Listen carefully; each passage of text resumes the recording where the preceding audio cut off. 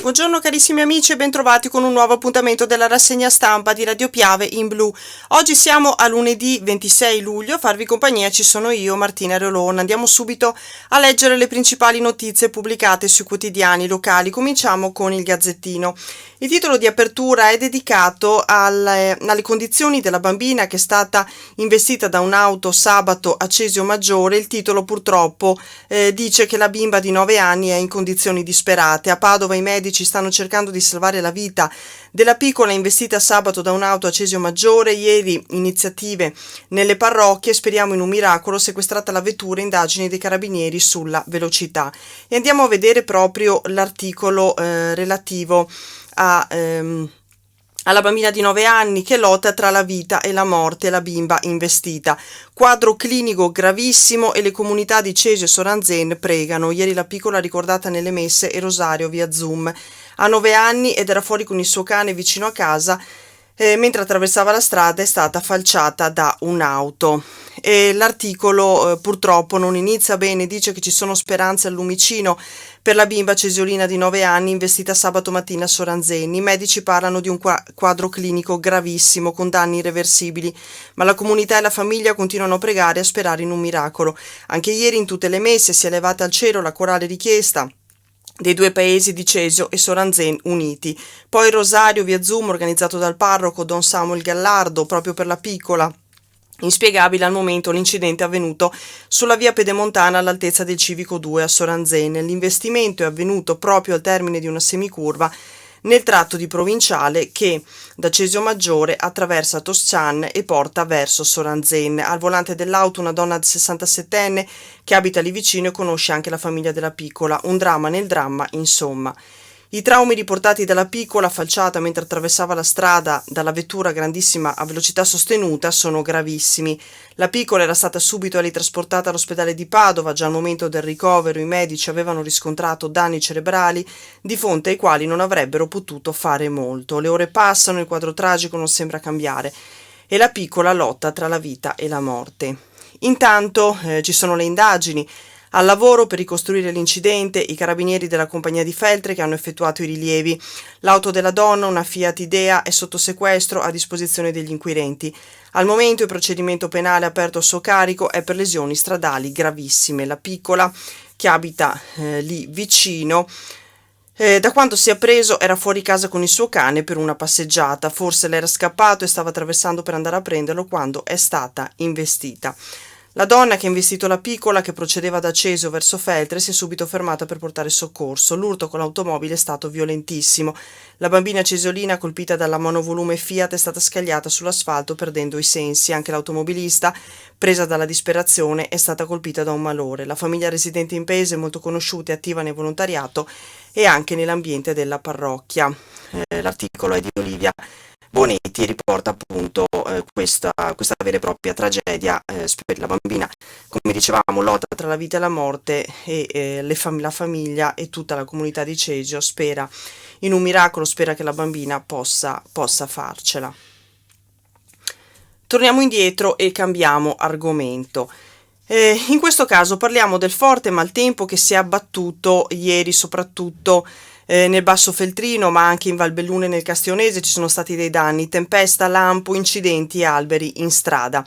Miracolati turisti che si erano riparati nella vettura a Cesana Beach, una pianta si è scantata sulla loro auto e infatti c'è la fotografia che mostra quanto accaduto appunto a Cesana Beach con l'albero che è finito addosso a un'auto. Pomeriggio di paura ieri a causa del nubifragio che si è abbattuto nel Basso Feltrino, ma che ha causato danni anche in Valbelluna e nel Castionese.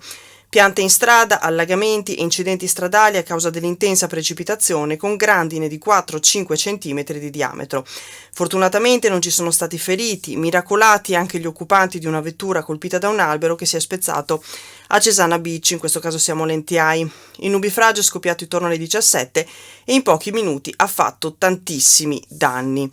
Tutto è iniziato con l'immancabile incidente sulla Feltrina che come ogni domenica diventa teatro di schianti. Fortunatamente ieri lo scontro tra due auto che procedevano da Feltre verso Quero, avvenuto intorno alle 17, non ha causato feriti gravi. Sul posto 118 e pompieri Un altro incidente è avvenuto quasi contemporaneo a Sant'Antonio Tortali, in questo caso siamo nel comune di Trichiana, dove si è verificato un frontale tra auto.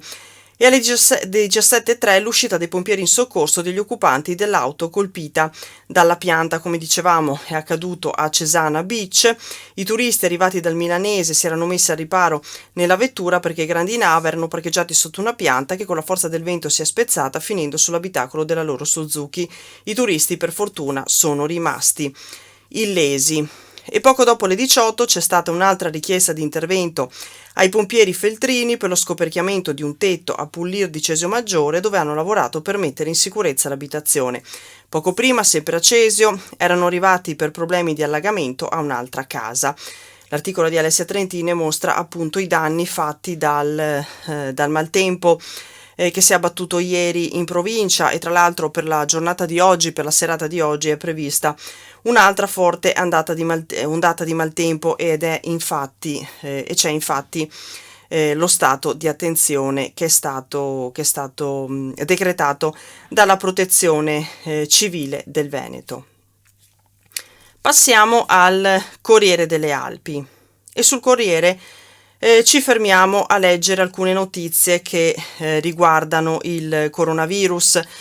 Anche qui nella foto di prima pagina c'è quella dell'automobile colpita appunto dalla pianta a Cesana Beach, tempesta sulla Valbelluna, pesanti danni ai campi. A Cesana ha spezzato il maltempo, il vento ha spezzato anche un albero. Per quanto riguarda invece la situazione della pandemia, l'emergenza coronavirus, verso 3.000 casi al giorno. Sono le previsioni del CNR per il Veneto. Nel giro di 2 settimane un'impennata esponenziale dei contagi, e c'è questo articolo a pagina 2 che dice appunto fra 2 settimane il Veneto rischia di contare 3.000 casi al giorno. Le proiezioni sono del matematico del CNR Sebastiani.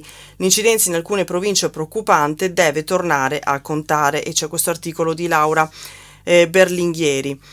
E si mostra anche in un grafico quella che è l'incidenza dei contagi nelle province venete, con i casi ogni 100.000 abitanti. Belluno nella settimana precedente contava un'incidenza di 20, ora è praticamente raddoppiata e siamo a 41, meglio di noi, cioè con una situazione meno preoccupante c'è solo Rovigo con 6 casi e ora 30 nella nuova settimana, però dobbiamo considerare anche il numero della popolazione residente.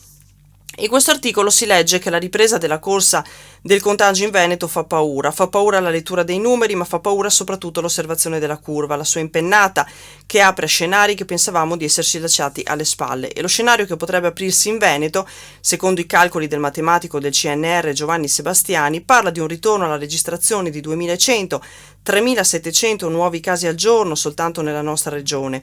Si tratta di una previsione a breve termine che potrebbe concretizzarsi nel giro di un paio di settimane.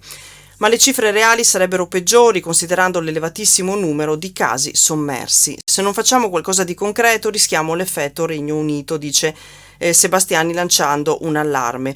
Quel qualcosa di concreto in realtà è stato fatto per consentire però alle regioni in cui il contagio ha ripreso a correre, tra cui la nostra, di conservare la colorazione bianca. Eppure l'incidenza dell'infezione, soprattutto in determinate province, inizia a fare paura. E c'è un po' la situazione provincia per provincia, appunto mostrando che in tutte le province l'incidenza è notevolmente aumentata. L'incidenza dei casi deve tornare ad avere un peso rilevante nel decidere le colorazioni delle zone, dice appunto Sebastiani, per arginare il diffondersi del contagio, che potrebbe far nascere delle nuove varianti più aggressive o resistenti ai vaccini già somministrati. Quindi Sebastiani appunto mostra una certa preoccupazione, anzi un'elevata preoccupazione. E andando alla situazione del Covid in provincia, c'è un articolo qui su Corriere delle Alpi che riguarda i Novax salvati. Le RSA gridano al tradimento, ma noi abbiamo dovuto lasciarli a casa.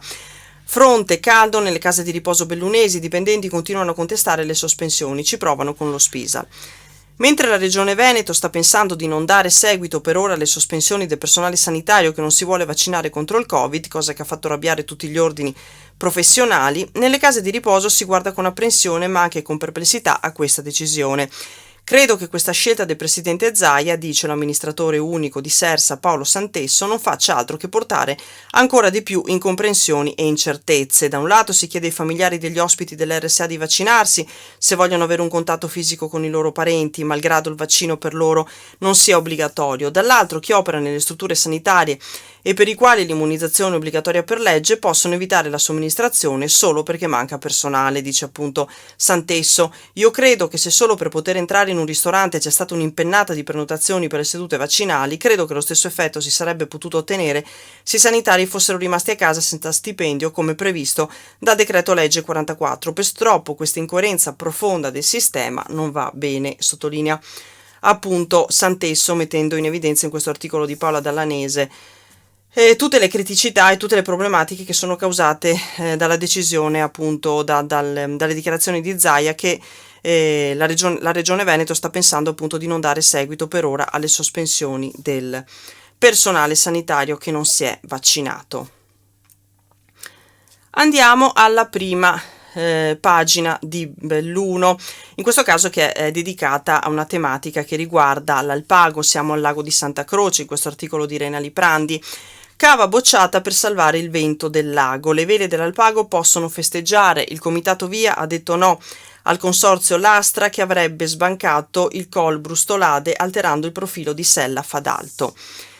E c'è appunto questo articolo in cui si spiega che ogni giorno tra marzo e settembre, poco prima dell'ora di pranzo, nella conca dell'Alpago arriva il vento. Nasce da una brezza che risale lentamente la pianura, arrampicandosi sul Fadalto per poi infilarsi nella valle Lapisina. Da qui accelera, appunto scavalca il Col Brustolade e si trasforma in una termica affidabile e costante che rende il lago di Santa Croce il luogo perfetto per gli amanti degli sport a vela.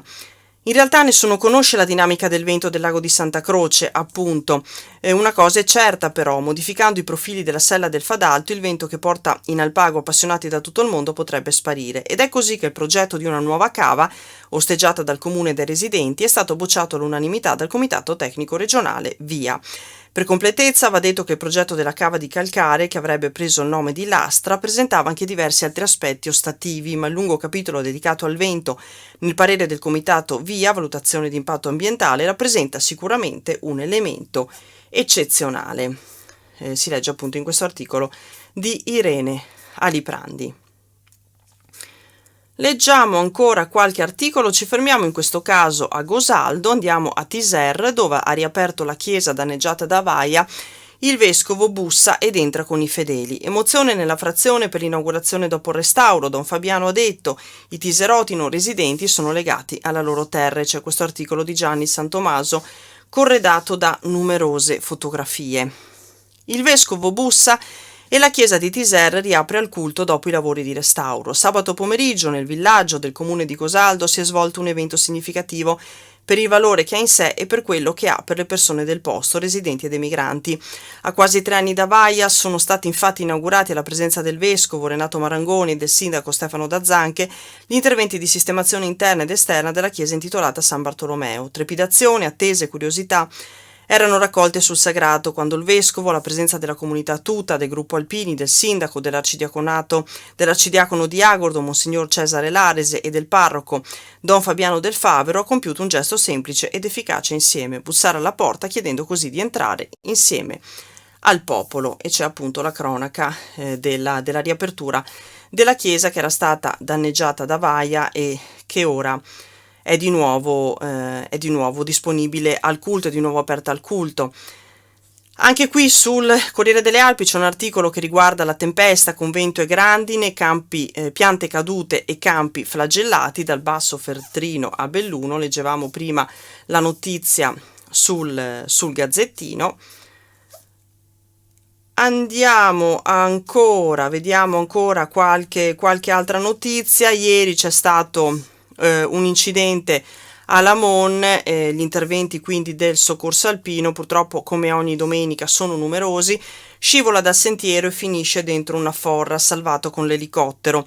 Scivolato durante un'escursione, è stato recuperato da una forra grazie all'intervento dell'elicottero. Al centro dell'intervento di soccorso è stato un villeggiante di Badia Polesine, provincia di Rovigo, di 51 anni. L'allarme è arrivato verso le 9:40 alla centrale operativa del SUEM. L'uomo era sceso dal suo alloggio per un giro nella vallata sottostante Valpora, dove ci sono diversi sentieri antichi, ma era scivolato ruzzolando in una scarpata e finendo nel torrente. Riuscito a trascinarsi fuori dall'acqua fino a un punto dove aveva trovato copertura telefonica per chiamare la moglie, che poi da Rovigo ha fatto scattare l'allarme. Dalla descrizione del luogo, l'elicottero di Treviso è partito ed è intervenuto, ha fatto un primo sorvolo sopra la fitta vegetazione per poi imbarcare un soccorritore di Feltre, calato con un velicello di 20 metri assieme al tecnico di Eli Soccorso. In altre 2 rotazioni sono stati portati altri 4 soccorritori, ai quali se ne è aggiunto poi un quinto. Una volta ritrovato l'escursionista, i soccorritori hanno mandato le coordinate del punto esatto in cui si trovavano e sul posto sono stati sbarcati medico e tecnico di Eli Soccorso dell'eliambulanza del SUEM di Pieve di Cadore. L'uomo, con sospetti frattura al bacino e trauma toracico, è stato trasportato all'ospedale di Belluno per gli accertamenti e le cure. E con questo articolo chiudiamo la rassegna stampa di oggi. Vi invitiamo a seguirci, a seguire il nostro sito internet, tutti i nostri canali social, con le notizie che pubblichiamo costantemente, tutti gli aggiornamenti su quel che accade nel corso della giornata. Per la rassegna stampa vi aspettiamo domani mattina alle 8:30 sulle frequenze di Radio Piave e poi in video poco dopo sulla pagina Facebook e sul canale YouTube dell'Amico del Popolo. Intanto un buon lunedì a tutti, un buon inizio settimana, grazie per l'ascolto e ci rivediamo prestissimo. Arrivederci.